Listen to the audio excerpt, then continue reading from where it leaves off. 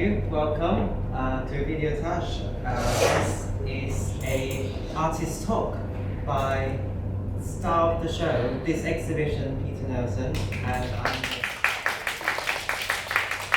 I am Kyle Chung at Videotage. I'm the moderator for this artist talk. I think we have about an hour. We started a bit late, but let's still aim for an hour.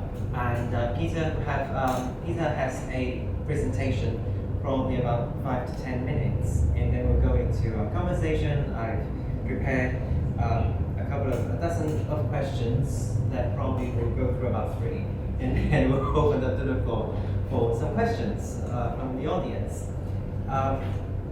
Before the presentation, I want to give a very quick introduction to Peter, so that for those who don't know him or not familiar with his practice, then just baseline knowledge of who this is. Peter Nelson is a visual artist and academic working at the intersection of landscape theory and computer games. Originally trained in painting and drawing, he currently produces exhibitions across a number of media, from painting and drawing to animation, 3D printed sculpture, and interactive game-based systems. Across these disciplines, he is engaged in a prolonged consideration of the history of landscape images, how they are remediated by technological shifts, and how these shifts absorb and reflect changes in our relationships with the physical environment. And on top of all that, Peter also teaches assistant professor at AVA Academy of Visual Arts at the Hong Kong Baptist University. Very brief introduction. We're going to talk more about him as an artist and him as an academic, and also this exhibition as well. But I'm going to give the floor to Peter for a short presentation about the show. Thanks, Kyle. Well, thanks everyone for coming, and thanks for being on time, or even early. I think all of you were here before I was, so that's very studious. So the reason that I'm going to give this little talk is that we've had the exhibition open for a week now, and both Kyle and I observed that we needed to explain certain things. It's quite it's a more focused exhibition than I usually do. It's on a very specific topic with a very specific technology. So I thought it would make sense to explain how it was made, and then it's got this kind of technical side, and then it's got this sort of narrative personal side, which is what these pictures are here. On the left-hand side, that's me and my grandfather. I guess, I don't know, I look like I was about 5, so I'm guessing that's about 32 years ago. That's where we spent a lot of time as kids. That's in Australia. And then on the right hand side is my grandparents in a forest close to near where they met, and that's where their ashes are now. It's a place called the Blue Gum Forest, which is in, 200 kilometres west of Sydney, something like that. But I'll come back to this. This is the second part of the story, and it's to do with, I've lived here for 6 years, and I like trees. And I noticed that a huge number of the trees all around Hong Kong are the same trees that I grew up with in Australia. And to me, there's some really interesting stuff as to why that's the case. And so that's the second part of the exhibition. And so these books, the point of this was to give this bit of context, to say that there's this strange technical process in these images, and usually when I'm not sitting in this chair, there's a virtual reality film here, and so in this film it's using this process as well. So we'll just go through that pretty quickly, so that hopefully it's a little easier to understand. Okay, so in this exhibition, this is the technical side. Me and some colleagues had the luxury to spend a lot of time with some computer scientists and make a system that can make its own trees. And we wanted to use machine learning, but machine learning in 3-dimensional space. It's a bit of a novel technology. It's not something that I'd ever had the chance to use. But for those of you who are aware of the term machine learning, it's something that's being applied across our culture today. So everywhere from finance to self-driving cars, image recognition, medicine, this type of technology is filtering through so many applications. And so for me as a visual artist, I wanted to see how it changed the way we see objects. And we were very lucky to have a couple of really talented people helping us implement this system. And the reason that I wanted to do this is, she explains it better than I can, but Joanna Drucker's argument for all sorts of art is that at different times in history, different technologies are coming up, and art kind of grabs them and starts thinking, well, how does this change the way we see? So early industrial period, people like Paul Klee, their work becomes a sort of a different type of industrial work. It's no longer about the figure, it's about geometry and design. And the same would be true of Picasso and Braque. You know, analytical cubism comes at a time when the philosophy of how we perceive objects and human vision is changing, and therefore various artists say, well, how should that change the way that we perceive the world?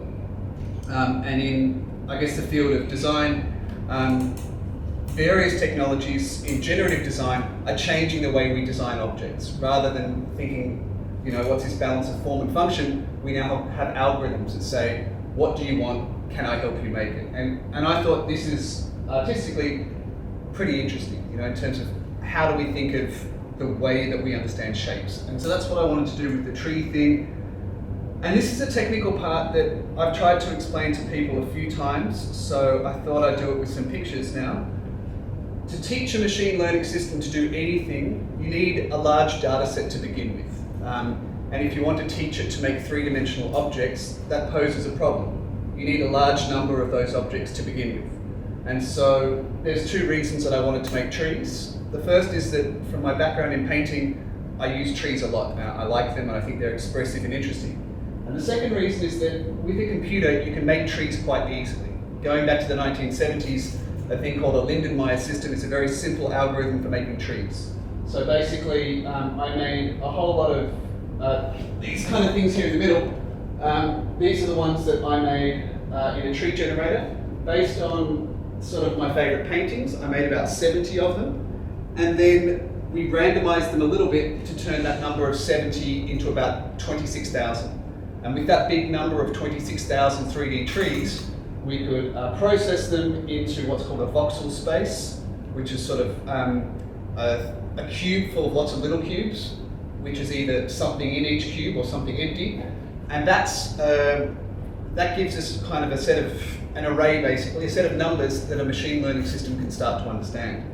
And so then what we did is we went to a bunch of computer science papers, looked at who else had made systems with three-dimensional objects and machine learning, and then we had an amazing RA called Ryan and an amazing consultant called Mathis, and we worked for probably about 6 months of testing to see could we get to generate decent-looking trees.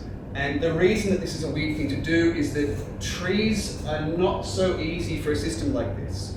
That we think they're quite logical, and algorithmically they are quite logical, but for a system that doesn't know it's making a tree, it's not logical at all. So that's why you have all this weird stuff like all of these little floating objects, and it's the same floating objects that appear in these drawings, that the system didn't know that everything should be connected to everything else. And I found this super interesting to watch. You know, how does machine learning approach a shape when it doesn't know what the shape is, especially one that organically is very logical, but geometrically it's not logical at all. So I found this super nice. And so this is what they usually make. It's like chairs, and like the other papers that you'll find on the internet, they use data sets like this, toy cars, furniture, you know, guns, because of computer games, there's lots of 3D guns in the world. And so we ran it on a chair, and pretty quickly we got something that looked chair-ish. But yeah, with the trees, heaps more difficult. And then after we made that system, I just started making a whole bunch of different exhibitions with it. 2 months ago, I made a short animation that was shown at City University. And then for this exhibition, I went back to ink painting, and I made a whole bunch of ink paintings myself. And then I tried to match up my paintings to outputs from the system. So when I made a painting, because I made that original data set, that 26,000, I had a pretty good idea of what the system knew. So I made these paintings that I had a guess would be pretty close. And then I'd go through the outputs of the system and see if I could kind of match it up. And the goal here was a bit of a, I don't know, reworking of the cubist sort of goal, is that somewhere in the middle, somewhere in the average, is there a sort of a modern representation of a tree based on this combination of painting and machine learning. And then the second half is the stories of these trees in Hong Kong that for me are interesting because they're the trees I grew up with. Purely for referencing, this guy, that might be too small to see, Max Decordon, he's a guy who told me all these stories. When I came here 6 years ago, all I noticed is that half of the trees I saw are the trees that I grew up with as a kid. I had no idea why they were here. This guy Max, he's been working on this for like, I don't know, 5 years at the University of Hong Kong, Hong Kong University. And it's a fascinating story, but basically the British brought them over here to reforest Hong Kong, partly because they thought that the water was causing malaria, which technically was true, but partly because I think they had this idea of transforming what it looked like to make it more visually appealing for colonial settlers. And the same thing happened in California, Australia, and so on. So they sort of terraformed Hong Kong by bringing trees, particularly from Australia, India, Mauritius, places like that. And so the forests that we have here are very, very new, less than 100 years old. And so I put these photos in at the end because to try to tell this story from Max's work about the trees, in this chair, when we reset, there's a virtual reality film that uses the same painting sort of technique I use in the film. And the film has a piece of music and it reads 3 poems in English and Cantonese. And each poem is trying to tell the story of different periods of Hong Kong with different types of trees. So it looks at what I call a feng shui period, which was pre-British colonization, when the Chinese were removing the trees from the mountains and then planting them around the base of the mountains in a particular sort of pattern. The second period is the British period of bringing trees over from all over the world to try to kind of clean and reforest Hong Kong. And the third period is what I call administrative forestry, which is this period that we're in now, where every tree has a name and a number, and it doesn't matter how they got here, but they're here now. So we just look after them, and we write weird things in the newspaper like, trees are natural air conditioners, which I found when I was doing my research. I found it very funny. They're not air conditioners, they're trees. So that's funny stuff. But these trees are always in Hong Kong, and that's what I find weird. This is me as a kid with my grandfather. These are eucalypts. Next to City University of Hong Kong, there's a huge eucalypt forest. You can smell it when you walk up the hill.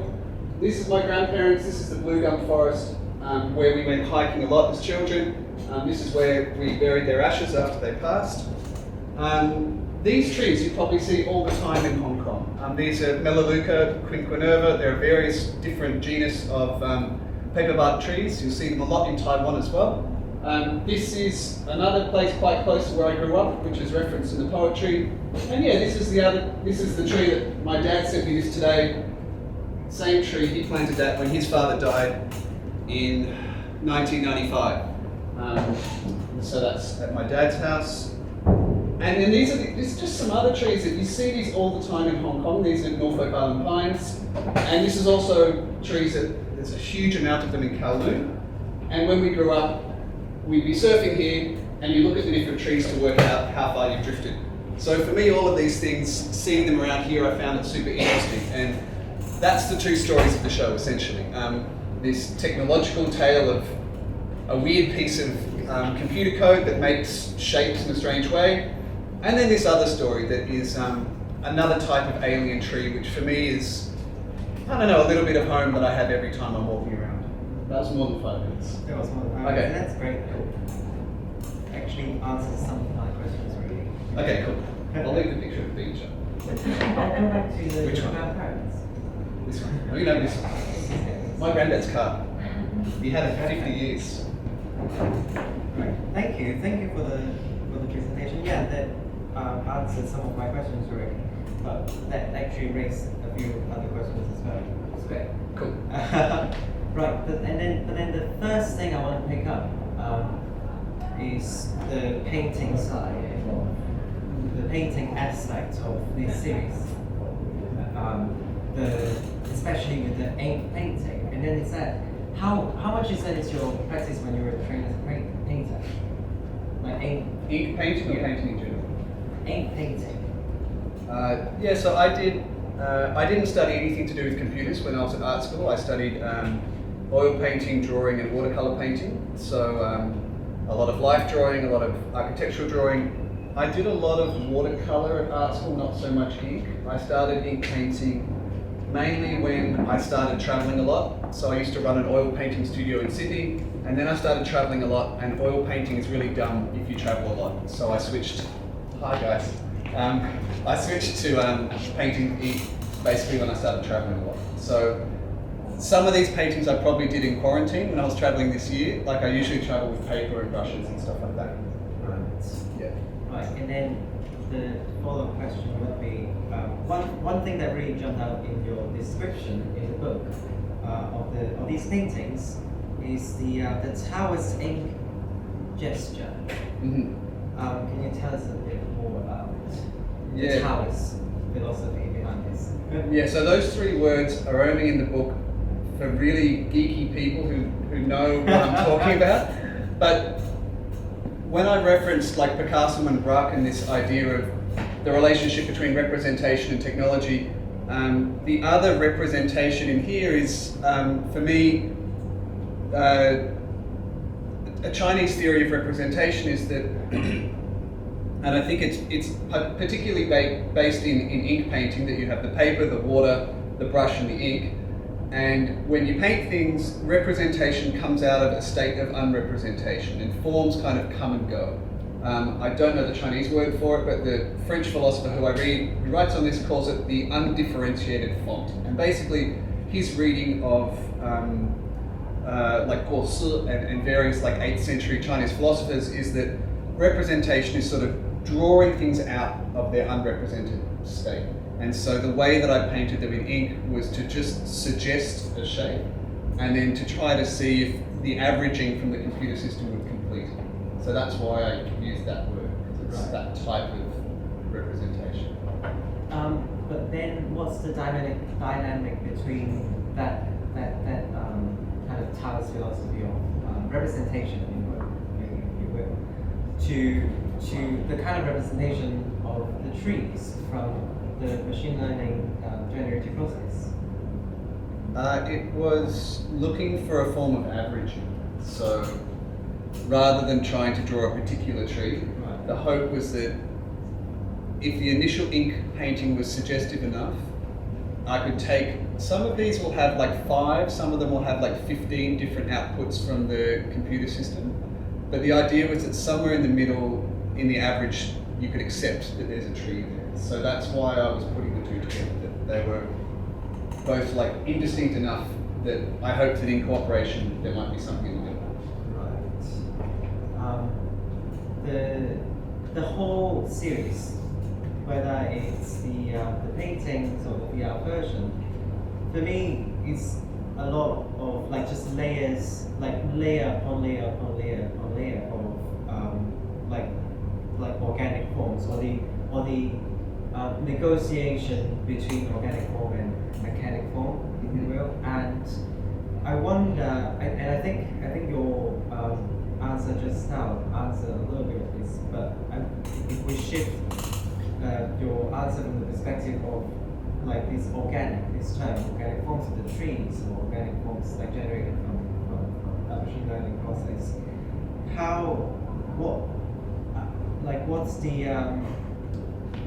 what are these layers of organic forms, like from say the organic aspect of the data set from the paintings generated from the paintings, and also the organic form from, because then those are paintings, those are trees in the paintings, and they are already representations by those artists. Yeah. So then, I think I get what you're going. Yeah. So not only we're talking about the organic form in the sense that it's the subject matter of trees. Yeah. But then we're talking about the organic form with kind of consideration of the the artist's interpretation as well. I get you. Okay. hold on. So yeah, so then all these different layers of kind of what it means by organic. How? Yeah. What's your take on this? You could argue that there's nothing organic at all, because so the tree generator system that goes back to the 1970s, this one, that to me is technically more organic, because a Lindenmayer data set, it's like the veins in your arm, you know, it's like it says if one branch is here, then it'll branch again and branch again. And that's how most computer generation systems make trees. And that's pretty close to how a tree actually works. Like there's something in the logic of that algorithm that is actually organic. Here, we started with that. A friend of mine said if our system really, really worked, it wouldn't learn anything about trees, it would learn something about tree generating software. If it was like absolutely perfect, then it should get back to like this bit in the middle. But on the aesthetic side, the reason that I went for trees from paintings was that if we just made a large number of random trees, to me it would just look like a bunch of, you know when the council puts out new trees on the street and they're just like this high and they don't look very interesting? To me it would look like that. Right. Whereas like the trees that turn up in paintings are usually older and expressive, and they're there because they're meant to communicate something more than what they are. And that's what I wanted in the data set, because I wanted something that would produce kind of interesting gestures of trees. So I think the organic side is probably more like humans wanting to, like most of these artists, that's Caspar David Friedrich at the top, Chinese literati painter Nizan, the 17th century Chinese manual on how to paint landscapes, and a bonsai manual. But in every case, this is people using trees to do something for people. They're not really, I don't think they're biology based. So the organic part is probably more human expression than how a tree works or something like that. If that answers the question. Right. Then actually it's really good that you've got this slide on, because from the perspective of machine learning, or the like machine learning perception, if you will, controversial. This we're looking at from the painting column. That's the image that you use for the data set. Can we say from the perspective of the machine, they're looking at pixels? No. They're not looking at pixels. Okay, so yeah, that's a good point. I just use these as inspiration. So I made these by hand in a computer. Right. Copying these. Okay. Because if you're going to make a large number of trees, it actually gets really difficult to just make them up. Because eventually you start making the same thing. So that's why I went to painting. So I went to as many as I could find to try to find different shapes. Because after I started just from my imagination, and I made about 10, and I just started making the same thing. So, but what I was doing is I'd sit on the computer just copying the gesture from the painting into 3D. So the 2D to 3D was me translating by hand. And then the computer saw that, what's in the middle. So the step from the paintings to, like from the step from the image of the paintings to the 3D voxel data, that's you. That's me. Yeah. Right. Okay. I mean, with a few steps in between, but yes, to simplify things, yeah. And then from the 3D voxel data to kind of through this machine learning process that you explained so well earlier, and I'm still trying to follow. But then I'm just wondering, this machine learning process, like through this generative process, is there does the machine know what are the tree attributes or the attributes of trees that the machine knows of? Like in other words, does the machine know that it's making a tree, or it's just dealing with shapes? Is Mathis here? I don't think so. Okay. No, yeah, okay. I invited Mathis because he was like our machine learning consultant, so I'll try to.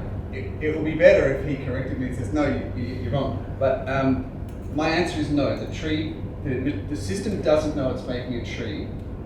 It knows the data set that it's starting from. Right. And so it's in an adversarial system where if the generator makes something that's not a tree, the discriminator would say, that's not a tree, go back to work and make a better one.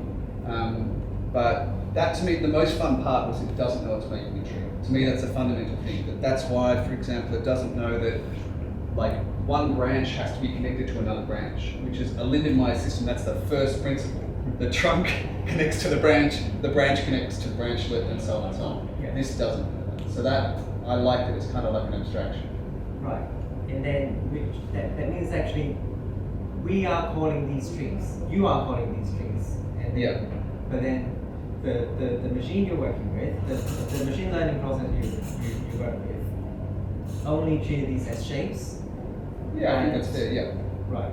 And then, which means actually, if you didn't start out calling these trees, the machine wouldn't know they are. The machine doesn't care if they're trees. Not at all. Right. And then through the kind of output of like these paintings we're looking at, still we are calling them trees. They don't have to be. Sure. Yeah. Is that fair to say? Yeah, completely. I mean, so all of these labels here, like full Friedrich 1, they're just labels that we invented so that we know where they came from. So that's like the full data set of Caspar David Friedrich tree number 1. But that's just stuff we made up. We could have called it purple pineapple 1. Insane. Right. Also tree like pineapple.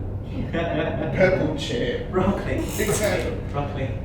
I got broccoli. Right. Then does that mean the machine learning process is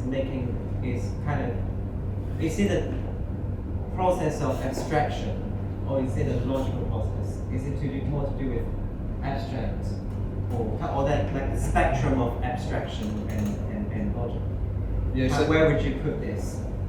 the reason that this project was tricky is that when you have artists working with computer scientists, our goals are sort of exploratory, and our research assistant Ryan, who's like a super genius kid at machine learning, and Mathis, who's our consultant, sort of helping to guide Ryan, the frustration that they would have is that we didn't have concrete goals. For example, how do you evaluate whether it's a good tree? I'm like, well, I don't know, let's look at it. Does it look like a good tree? And they're like, that sucks, man. Like, you gotta have a number, you gotta have something. Well, I'm sorry, we don't. Parameters. Something like that. So I had all these things of like, oh, once we have this system, we can use it to do this. And all of those ideas were actually kind of dumb once we got halfway through it. But the thing that I've just found interesting is just watching it try to make something that it struggles to make. And that, from a computer science perspective, I don't think is really what people would be that interested in. They're usually interested in like, what percentage gain in this area did you achieve?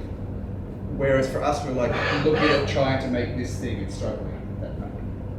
Hey Mathis. I was just talking on your behalf and probably saying things incorrectly. I don't think I can go. Does that mean then, do you consider machine learning working for you, or you're working with it?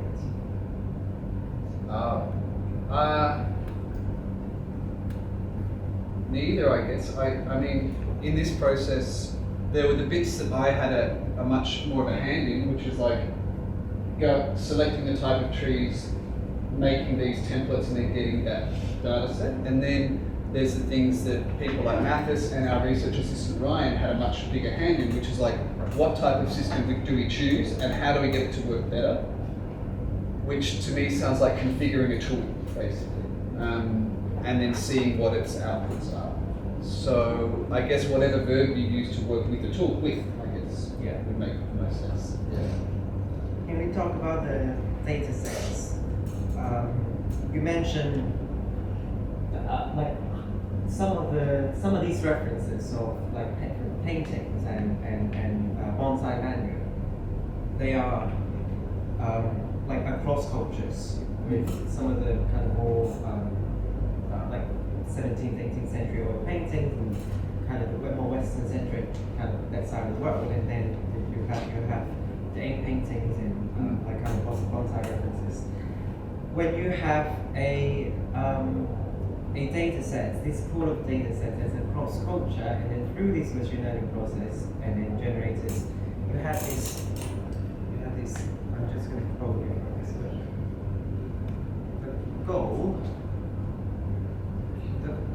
The goal here was to use how machine learning methods see how machine learning methods respond to the complex organic forms of trees, and how this might contribute to the art historical questions of form and configuration.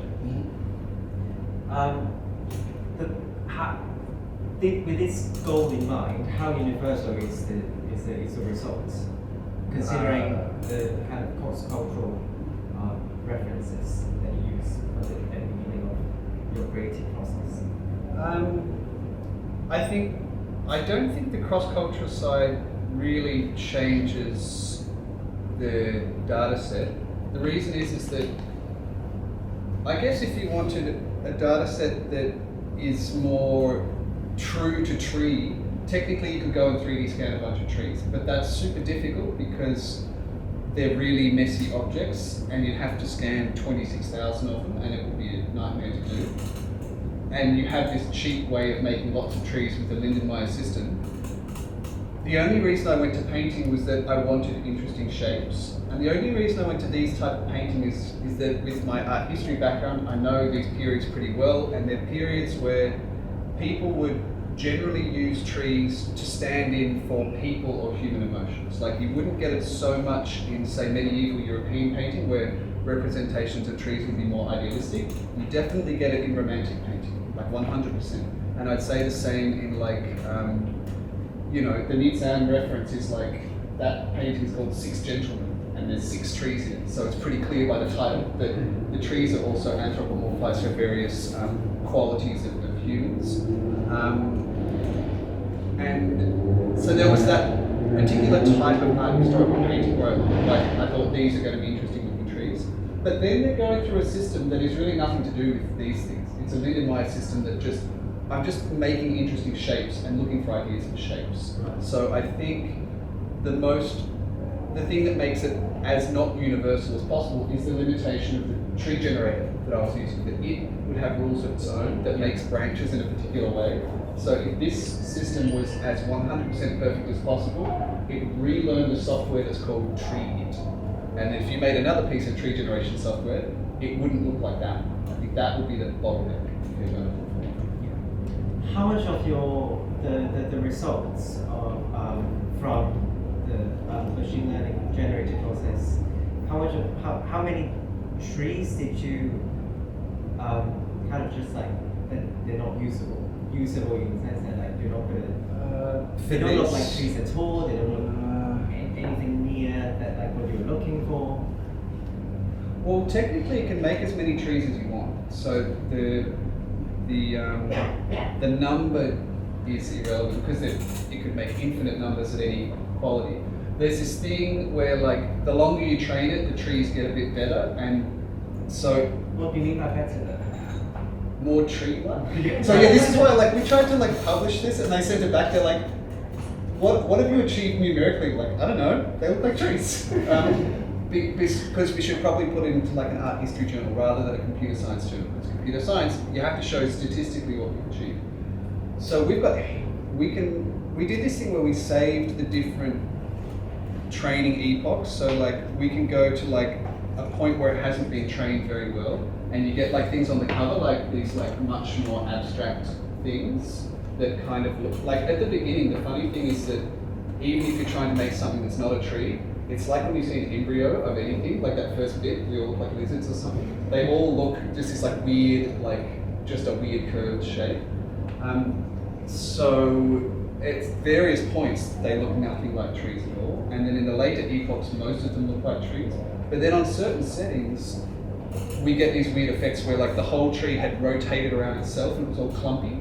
Like it looked like it had leaves, but none of our data set had leaves. So like, there's heaps of different points where it generates stuff that I wouldn't use on these paintings, like lots and lots. But there's heaps of points where like that bit looks heaps like that painting, and then you could generate like 10,000 things, variations of that part of the model trained at that point.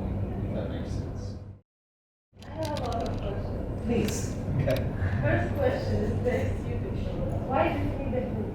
Why a book? Why do you need a book? That was a friend's suggestion because we just talked for an hour of what all of this was. A friend of mine suggested, hey, why don't you make a little book that just puts it all together? Because this form of communication is quite indirect, and there are two little essays that are like, I don't know, 300 words, where I try to sum up how these were made, why the trees are here, and then I reproduced all the poems that are in the film in the book. That was the reason, just providing one more point of entry, so that I think visual art it's not a direct form of communication. It's not like writing. So from an audience's perspective, I wanted to have something that gave a little bit more so that people could understand what was going on.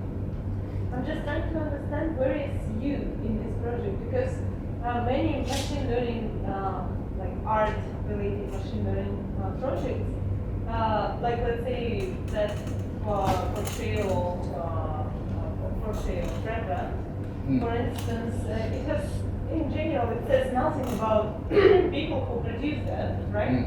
And many projects are like that. And when I open the book, and you talk like about history, etc. And when I opened the book, I saw you.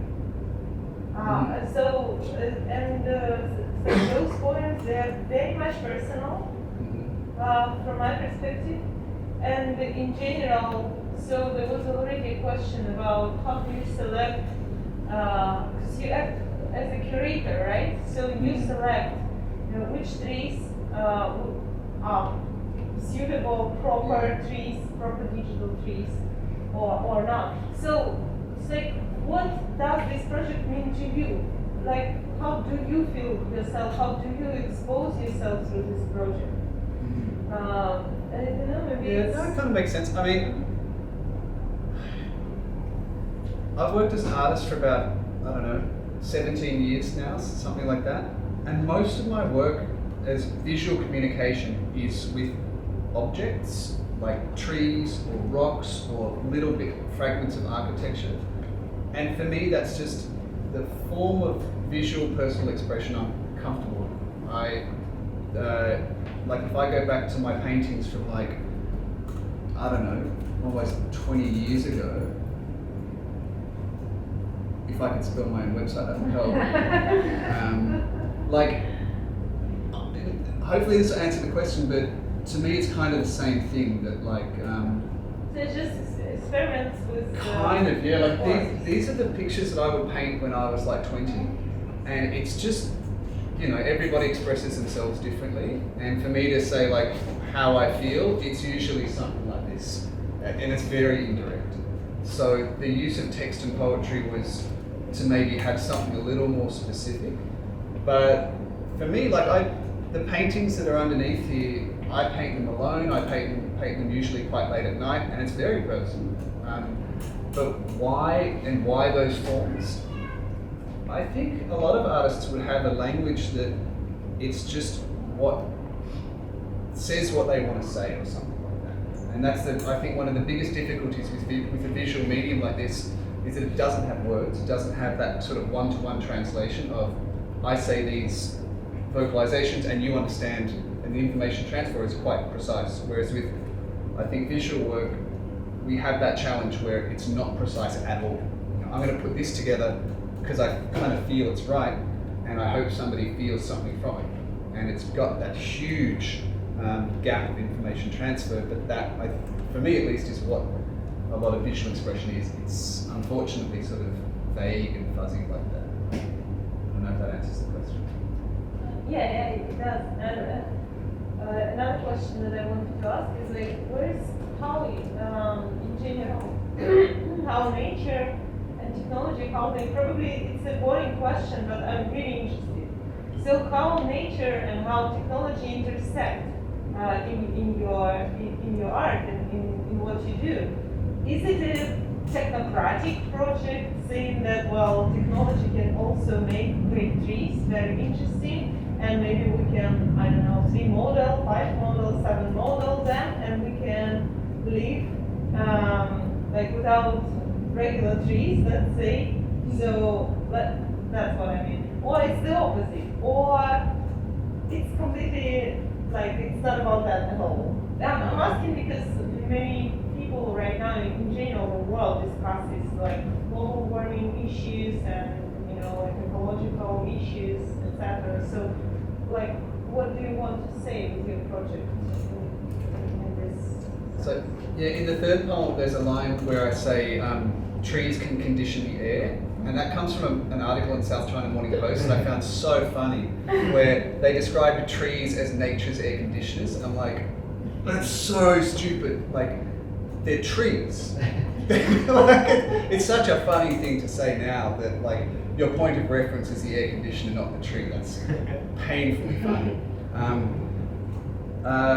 But it's why at the beginning of the talk I put in this picture from Picasso and Braque. Like people make pictures, I think, at various times because the world hasn't changed that much, but technologically for us, the way we see it is changing radically all the time.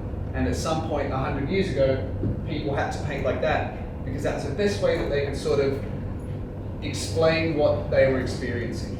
And that sort of thing in a Hollywood film would be super normal now. Like, how many films would you see when a character randomly gets animated like that and then goes back in? We would not be shocked by this at all. And so, I mean, obviously I think it would be trees being replaced by air conditioners. I'm not a biologist, but I think it's a little unlikely. But so for me, it's more about there's a particular sort of, you have the opportunity to use a particular technology that is being applied in so many weird parts of our society, and if somebody is willing to help you try to apply it in a formal sense, to just see how do objects look differently when viewed through this technology. That was what my main motivation was. Not to say that these trees should replace the trees outside, because I don't think there's any, this is just it's an epistemology, it's a way of seeing things, it's not an alternative. Thanks. So I just remember about a year ago or so, you sent out a survey of someone. Yeah. And I was just curious about the connection between that survey and what ultimately came out.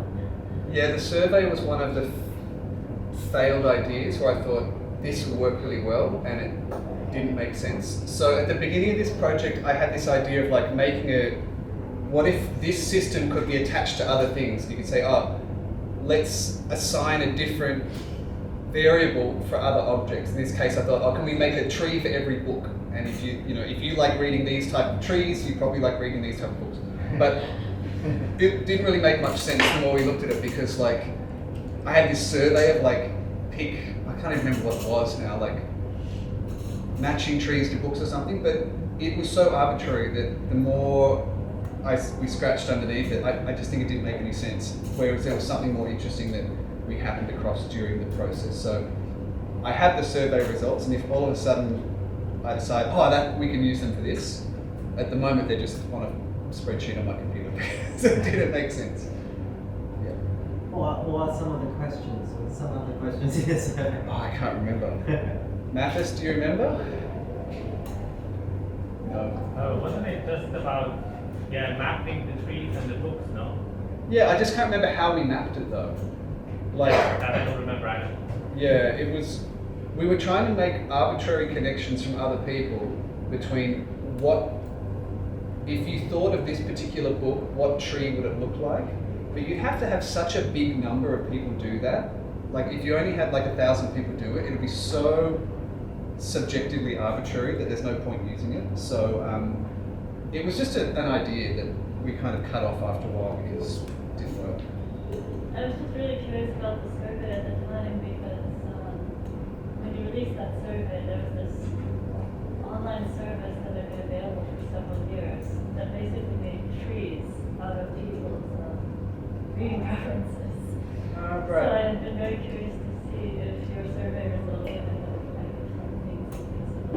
So that's why. Yeah, I mean, that's kind of what we were hoping for, but coming up with the mapping, it just didn't make enough sense.